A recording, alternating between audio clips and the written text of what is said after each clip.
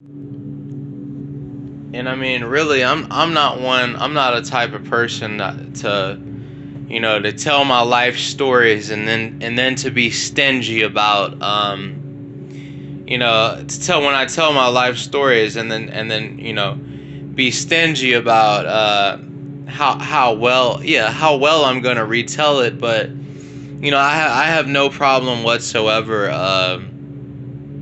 you know, going back over some of the things that I just went over.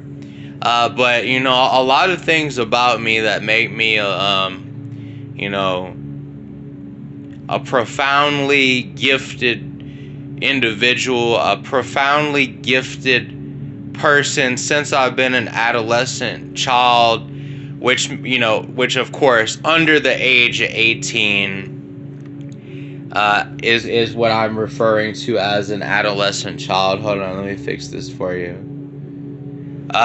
Under the age of 18, considering myself to be an adolescent child from the time that I was under the age of 18 years old to the time now, where you could see that I'm an adult. Where clearly you could see that I'm an adult, and you see that I wear, the Live Strong bracelets, the yellow Live Strong bracelets, and of course I picked those up in elementary school. But that's irrelevant, to a lot of the things that I was just laughing about. I was just sitting here laughing my fucking ass off, but P, hold on, P. Yeah, but hold on, P. Just hold on, P. Let me tell you. Let me tell you. Let me tell you, P. But let me tell you, P, what I was just laughing at, P. Hold on, P. Let me tell you, P, what I was just laughing at, and I'll show you what I was showing Odin. Now, I just showed Odin, and I just told Odin and showed Odin a lot of this. Now, I'm in bed. You can see that I'm clearly in bed, and that my monologers are under my shirt.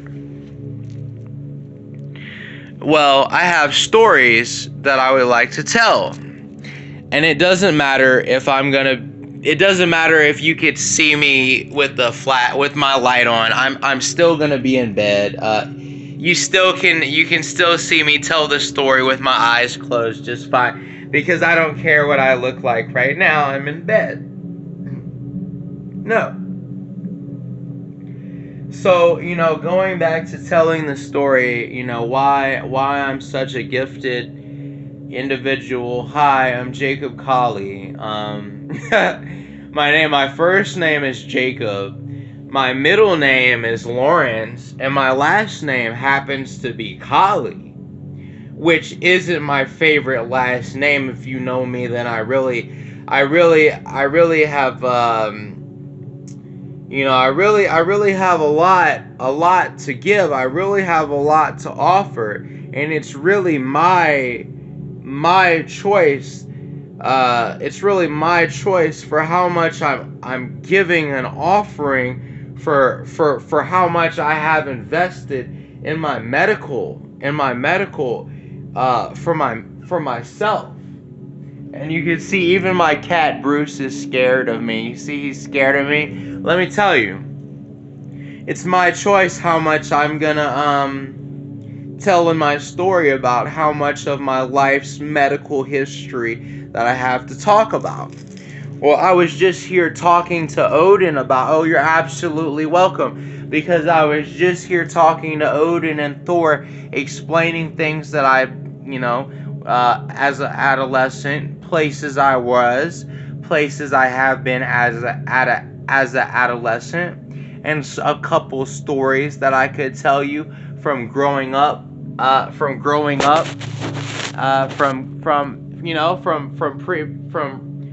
just recently growing up.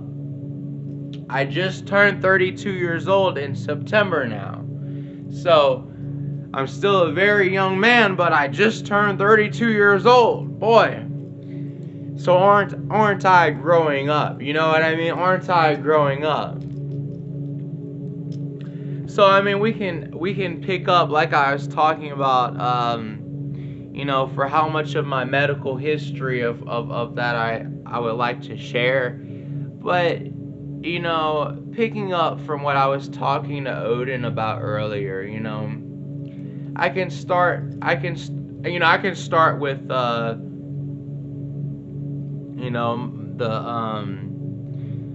I'll start with being, when I was adolescent, when I was first admitted to the Menninger clinic. And this is, you guys have heard me talking about how I've been here before. When I was admitted to the Menninger clinic when I was an adolescent, much younger than 18 years old, for no reasons but for have been gifted, for have to been talented, for having powers, for having abilities, for having the supernatural, for having supernatural powers.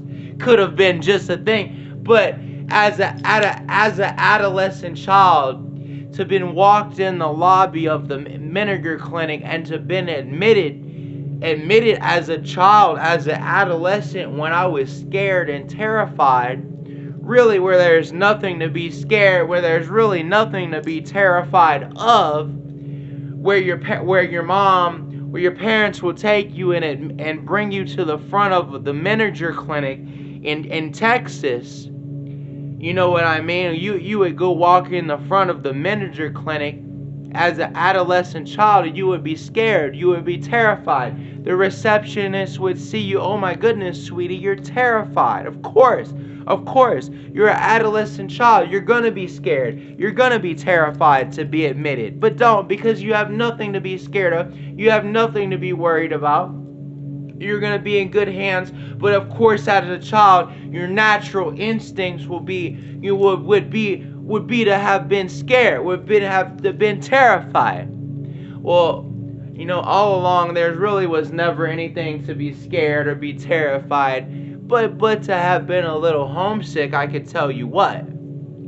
But I could tell you from the time that I was just talking to Odin and talking to Thor and talking to Heimdall and Lady Sif about the time that I've had as an adolescent growing up, experiencing the things, experiencing what it was like as an adolescent to be in the places that I was in. And a lot of the times, the places that I was in, I was just brought there or put there where the parents wanted to be hateful, where the parents wanted to be cruel, where the parents wanted to be malicious, to be ugly, to be hateful, to be nasty to a young kid, to a young adolescent, to a young child.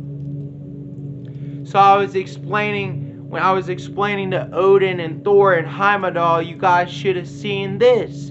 You guys know me very well. Well, you should have seen this. When the time was when I was in the Menninger clinic, when I was first admitted, they would bring me into the group therapy, into one of Bruce knows, my cat knows what I'm talking about. They would bring you just into a group therapy, introduce you to the group, introduce you into some of the kids your age, adolescents. As you would know, the Menninger clinic in Texas is a clinic for adolescent teens, adolescent kids, for adults. It could be for adults to children. When I was first admitted to the Menninger clinic in Texas, when I was first brought into the lobby and the sun was shining on my little self in the lobby, you can see me walk in the lobby and you can see the sun and you can see my shadow reflection of my short little kid. You can tell that I was scared. Didn't know what was going to happen. No.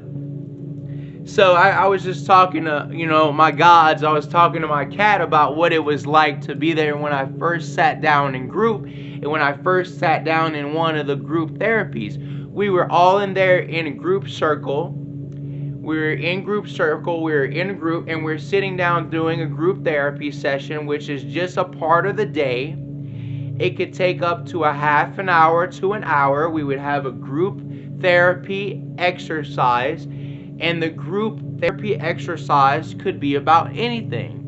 The exercise for group therapy is so the whole group can get processed and process what we need to talk about, and this is what makes it a group therapy.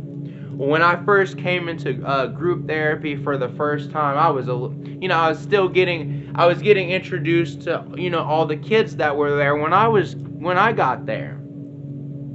And I mean, these kids that were there were the best people you've met in your entire life. It was like walking into adolescent superhero meet, where all the kids in the room had their own problems, where all the kids in the room had their own addictions. Either, it could have been anything. It could have been anything. It could have been having an addiction problem with carrying around a brush or a water bottle, or something a girl couldn't stop doing compulsively, obsessively, compulsively, like you would have to carry something around or something like that, right?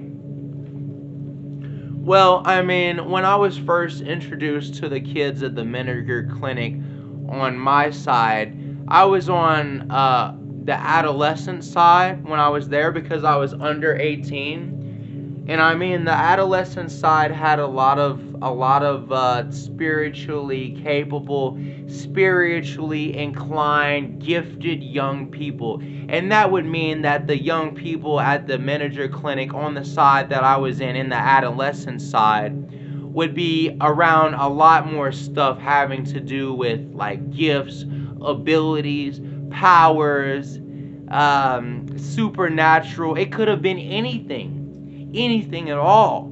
So that this is what is the side that I'm on is everything like that, everything above and beyond. So the sides that these were called in the hallways in the Menninger clinic where I was at was called Sunrise. One side was called Sunrise, and one side was called Sunset. And all of our halls would all have those big kind of like treatment. Not really. It was like more kind of like big, sturdy facility, big wooden facility doors. But all of the doors were to all of our rooms and everything. Like each of all the doors of all our hallways was to Sunrise and Sunset on one side, and one side was Sunrise and one side was Sunset. And our big wooden doors that we would open, and we would open them like that. We go and it would be our room, and we all have rooms. So I was just explaining to my cat Bruce, because he's never heard me talk about this before in such detail, and neither had Odin, neither had Thor, neither had Heimdall, and neither had Lady Sif. Just to tell you, I mean, our doors to our rooms in our hallways, we could have. They had some sweet girls that were on our sides in our groups that if they wanted to would hang posters or drawings on the doors for all of the kids that are in the different groups along the hallway. They would let us hang gifts or posters or drawings or anything for one another on the doors to each of our rooms in our hallway. And I was just talking to Odin about this, what this one girl had done. I don't remember what her name was. I think her name was Carly. And she hung up like all kind of sweet little loving picture drawings for all of the kids in Sunrise. She did it for all the kids in Sunrise, and she did it for all the kids in Sunset, and hung up a sweet drawing. It would tell you, it would just say something that from the bottom of her heart, that to help all the kids in the different sides of the treatment facility, whatever it was that she had put on our doors that time. This one time for a month, they had all the pictures or what it was on all of our doors. and it was like a saying or something that she drew and did for all of us. It was really sweet. Anyway, during the time at the Menninger clinic where we had our own, during the time at the Menninger clinic where I had my own room. For a certain time, I had my own room to myself there along sunrise and sunset, where the room to the Menninger clinic, the room in the Menninger clinic that I had was to myself, right? Because I was a newcomer. I was too scared to share a room with someone else. I begged the clinic, oh, give me my own room to myself. Don't put me with someone else. I'm going to be too scared, too nervous, because I'm an adolescent. It's going to make me nervous. I just want my bed to myself. Well, let me tell you a story. When I first got my own room to myself at the Menninger clinic, I was so upset.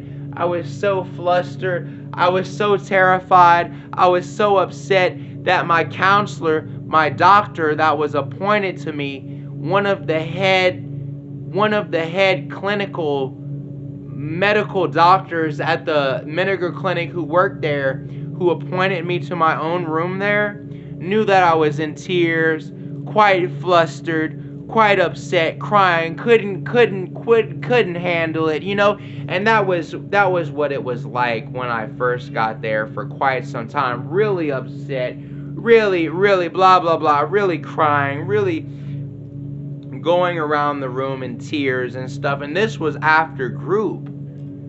This was after my first group, when we had groups. My first group in one of the rooms where all the kids introduced to me lovingly and stuff. They gave me some juice. You want some juice? You want a popcorn? Do you want anything? They would offer you anything that your heart would desire, anything that you could want. A juice, a popcorn, anything to make you feel better. Jacob, is there anything that you need? Jacob. You know what I mean? And I was like, no, maybe some cranberry juice. Maybe let's just get that a snack and get it out the way, because I was upset, There's not much you can eat, put in your stomach to fill when you're upset. You know what I mean? And during the time when we're in group, when we're fixing our concession, we're fixing our drinks and our snack, we're having group, when I was introduced to the group brand new, they couldn't believe that was me as a boy. Gifted, of course, a young adolescent, much younger than the age of 18, but gifted, brimming with gifts, brimming with abilities, with all of that kind of stuff. So like I just said, when I first got to the Menninger clinic, I had my own room to myself because I was really upset. I was really taking it all in, and it really was a really amazing place. It's quite the most amazing it's quite the most amazing place that you could be. But as a kid, when you first get there, you would be a little nervous, I can tell you what, because you stay there, you live there, you stay there. And staying and living at the Menninger clinic, as an adolescent, that's where you want to be. You know what I mean? It's the best hospital. It's the best medical hospital. It's the best place for you. It's the best place you could be as an adolescent, and it's the best place for you to be, to get your medicine and to get your group therapy and to get all your treatment and to work through everything that you needed done. So here, guys, I have a couple stories. Like I said, when I first got to the Menninger clinic, I was living there for over a